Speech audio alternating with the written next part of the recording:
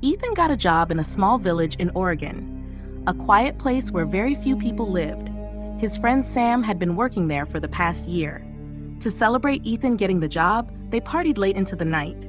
It got really late, and Sam asked Ethan to stay in his room for the night, but Ethan decided to head back to his own place. Sam offered to drive him to his car, telling him to call when he reached his room. The road was empty, and it was already 12 a.m. Ethan was driving alone. Suddenly, he heard the sound of a woman crying. He stopped the car to see who was crying so late at night, but saw no one. He thought about getting out to check if someone needed help, but he hesitated.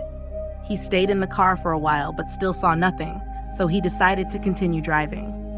When Ethan reached his room, he called Sam to let him know he'd arrived. He also mentioned hearing the woman crying on the road.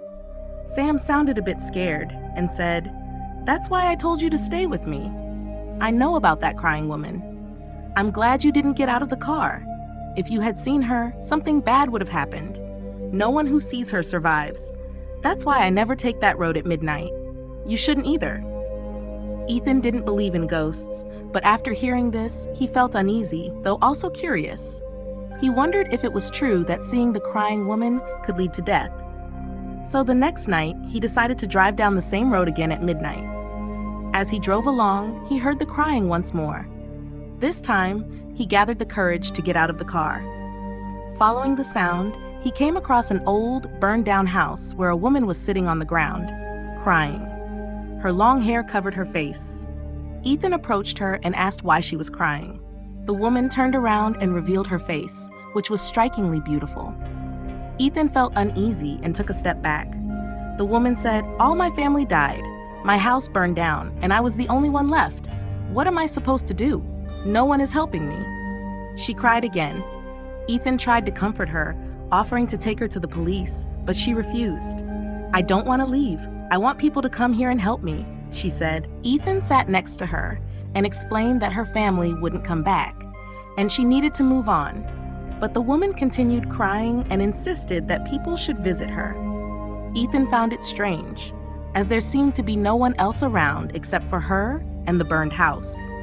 He thought that the woman might be disturbed by the loss of her family, so he decided to call the police. But before he could make the call, the woman stopped him and said, "I will talk to you through the night." Ethan agreed and spent the night talking to her. They shared stories about their families and lives.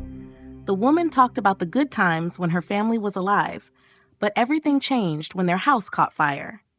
After a few hours, Ethan began to feel sleepy.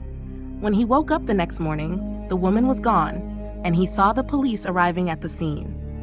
As he walked toward them, he was shocked to see his own body hanging from a tree, as if he had been hanged. Ethan's heart sank. He tried to speak to the police, but no one could hear him. He kept shouting, but his voice went unnoticed. Then he saw the woman again, standing by the burned house, smiling at him along with other people who were also smiling. They were the spirits of those who had died there, just like him. The woman had set the fire that killed her family and herself. She was trapped in that place, trying to lure others to join her. Anyone who stayed there at night would hear her cries and eventually die, just like Ethan. The woman walked up to him and said, "Now you'll always be here with me." She looked at the other spirits and smiled. "We'll build our own family here and keep bringing more people." Ethan tried to run away, but couldn't. No matter how hard he tried, he kept ending up back at the same place. Ethan was now trapped with them, and no one could hear his cries. He was dead, and his soul was now stuck in that place forever. And that was the story of Ethan, the crying lady, and the midnight horror. This was my story. Please let me know how you liked it in the comments. I'll keep bringing more stories like this, so please subscribe to my channel and like the video. For now, goodbye, and thank you very much for listening to my story.